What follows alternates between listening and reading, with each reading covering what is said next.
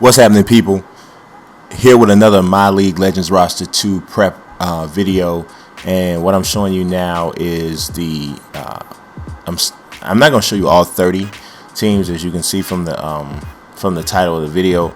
Show them to you a little bit at a time. I may even do streams on this, but I'm setting rotations and playbooks, because if I wanted to really play properly, the rotations for the teams as well as the playbooks for the teams need to kind of reflect the roster as they have it now, because the rotations in the playbooks are pretty much set for the current teams.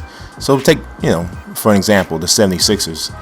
The 76ers are horrible, and they don't have nearly the talent they have on this Legends roster team. So in order for me to make them play through the proper people, I needed to make some changes. So here's the rotation I put together for the 76ers. I moved Allen Iverson to the point guard, which is where I think he should have played anyway. I think if he played point guard in his career, probably be the greatest point guard, or at least the greatest small point guard that ever played. That's a whole nother conversation. They got a little backcourt, because Hal Greer would be the shooting guard, and he's only 6'2". So they got a pretty small backcourt. But then you got Dr. J at the 3. You got Charles Barkley at the 4. And you got Moses Malone at the 5. All of them playing 35 minutes on a 48-minute scale. So I even, I'm going to do it for the next two teams, but I did it for the 76ers. I put them in order of like 6-man and so on and so forth, in order of the amount of minutes I had them playing. So Iguodala's a Swiss Army knife, so he's playing here at the small forward. He could also play the 2 or even the 1. So he's there. And then we got Mo Cheeks will be backing up Iverson. Hersey Hawkins will be backing up Hal Greer. Then you got Lou Williams will come off the bench. George McGinnis, they're going to need him because they don't have a lot of bigs. Doug Collins, Drew Holiday, Dolph Schayes gets just a little burn.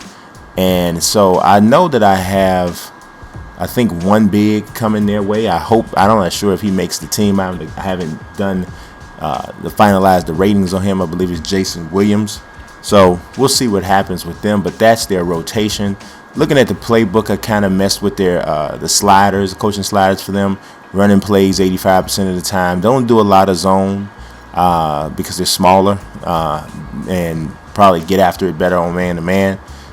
Bench depth, their depth on their bench, actually, I needed to drop that a little bit, because the depth of because it only goes as high as a 13.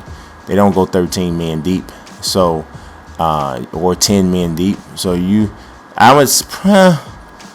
they got to play some of their bigs. So I said the few bigs they got, so I'll leave it at 10. The bench utilization, I only got that 40%. The lineup performance factor, sets how much performance affects the minutes played in the game, 85%. They lean more towards offense than defense, as Iverson and Barkley. Neither one of those guys are great defenders, and even Dr. J isn't known as a great defender. So guards, forwards, they got a nice mix of both. So that's 50-50 down the line. Inside, outside, I lean more towards inside with them. Probably should, it should be even more towards inside, because Moses Malone, Barkley, and even Iverson's best work is done going to the basket. So then we look here at the point of emphasis for them. Offensive focus, there's no real preference. They want to get to the basket for the most part, but then you also got Hal Greer, who's a great shooter from the outside. Patient offense, some of them crash boards, others get back.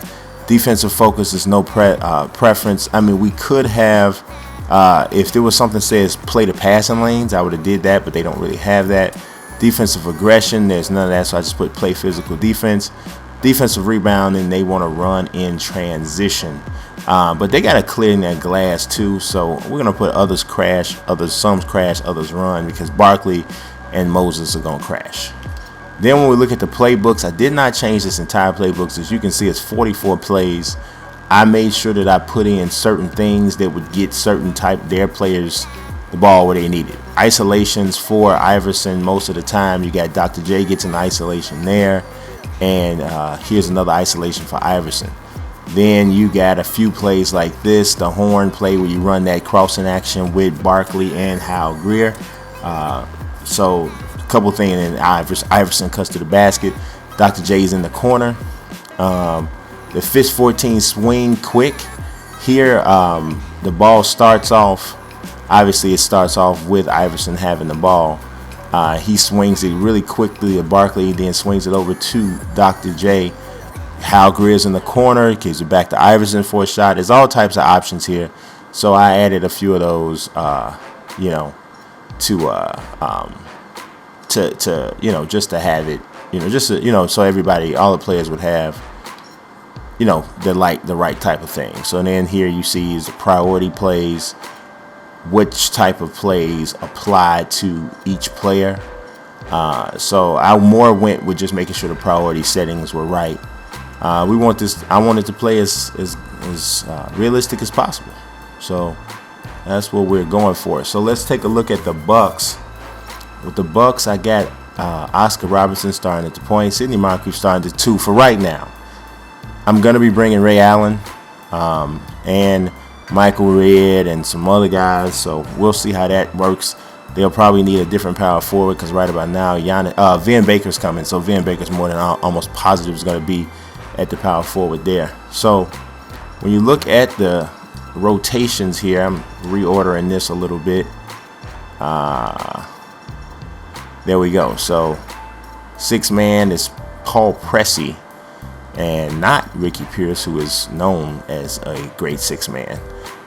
So there's that. And you see they got some suggested minutes here. I didn't want Ilyasova started power forward, which is what they had, so we changed that. Here is the Bucks playbook. At least their coaching sliders, I should say. And then here is their points of emphasis. And then the plays we wanted to get, because they do a lot with the center because of Greg Monroe on their current situation. I didn't have to change that much because a lot of this obviously you want Kareem Abdul-Jabbar with the ball close to the basket with the ability to post up as much, and you see there's plenty plays for him to do that.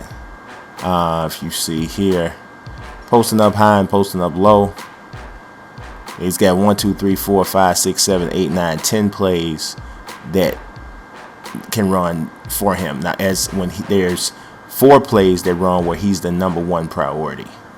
So that's how that goes. And then Oscar Robertson has 4 plays where he's the number 1 priority. So just about everybody has 4 plays with a number 1 priority. So it just depends on how often those plays are run, and then the tendencies of the coach will dictate which guy gets the ball the most. Last one I'm going to show you is my Chicago Bulls.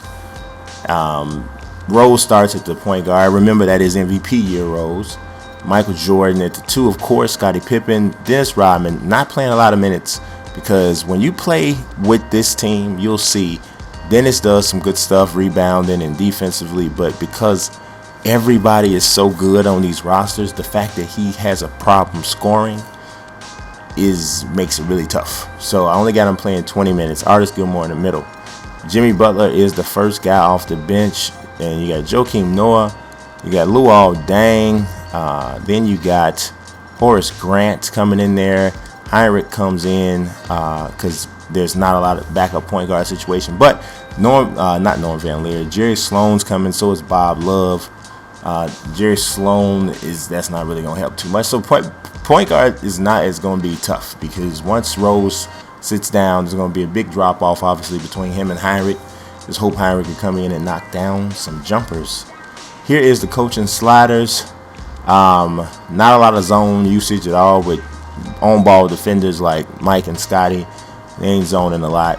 Bench depth, I'm going to put that about 9. Bench utilization, not going to do too much with that.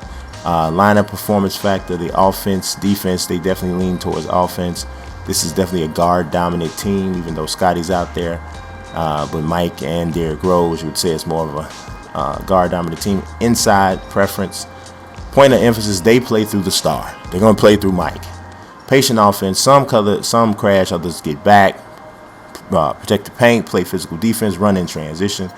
This is the type of stuff that I'm taking it to the next level because I didn't do this last year, and I think this will make my leagues and my GMs actually play better with this roster. So there's a reason I'm taking as long as I'm taking, outside of the fact I'm super busy. But yep, trying to get the goal now. You got to shift goals when things don't go where you expect them. You got to shift goals. Goal now is to get y'all 6 months of gameplay with this roster before 2K17 comes out. That's the goal. So if anything changes, I'll let you know. But as of right now, I feel pretty confident about that. I feel more confident with that time frame than any other one thus far. So I appreciate you watching. God bless. Peace.